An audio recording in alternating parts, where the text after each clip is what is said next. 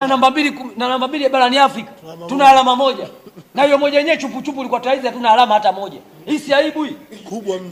Tumetolewa na Jwaneng Galaxy, kaandika waraka watu waajibishwe hapo Simba mapema, tena usiku ule ule, kwa sababu anajua kule ndo kwenye maisha yake. Leo mechi 4 hakuna waraka wala hakuna kitu chochote, lakini kesho watu wakinjaji atoi hela, utamsikia anaitisha press nyumbani kwake, anatangaza pesa aliyotumia Simba. Sasa sisi tunapiga tena press hapa hapa tulikokuwa tunakutetea, tunakubutua mwenyewe, kwa sababu tumekwambia vunja bodi yako, weka watu wengine. Umeleta watu wale wale ndani ya Simba, maana kwa hujavunja bodi wewe, umevunja miti tu, umeamua kujenga gorofa, sio kuvunja bodi. Kwa sasa hivi tunapita na wewe mwenyewe, hatukuachi salama. Huu ni muda wa kupita na upande huu, sio kupita na upande wa Simba Sports Club. Tunapinda na upande huu wa tajiri, hatukuachi tena kamwe. Sisi tunapita na wewe mwanzo mwisho. Sasa hivi ulikofikia pesa zako, ikiwezekana kuna watoto huko yatima wanataka kusaidiwa, sawa?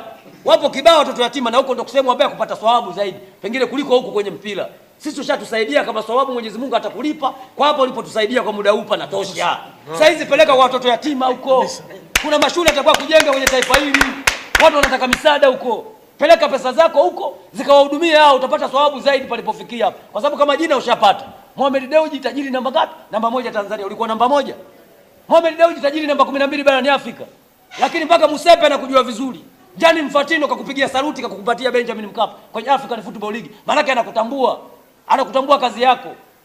Sasa kama umepata heshima hiyo na utaizi unataka kutuorozeshea madeni tukulipe, basi sio Simba Sports, kwa sababu mpaka sasa wewe ni mfadhili Simba.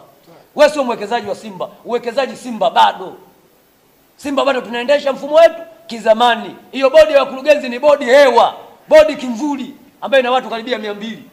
Hiyo yote maana wewe unawalipa. Kwa hizo pesa unazodai Simba si bilioni ngapi? Hizo ni pesa ambayo unawalipa wafanyakazi wako ambao wanasimamia pesa zako, sio Simba Sports. Na kama kuna kiongozi kasaini ambaye katoka upande wa wanachama kasaini pesa hizo, huyo sasa tutadili nazo na pesa atalipa yeye na familia yake, sio Simba Sports. Mimi nipo hapa, mimi mwanachama hai wa Simba.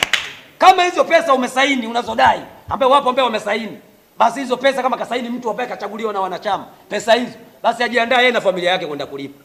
Ila Simba Sports Club hailipi hata senti 5 kwenye pesa hizo ambazo unazodai.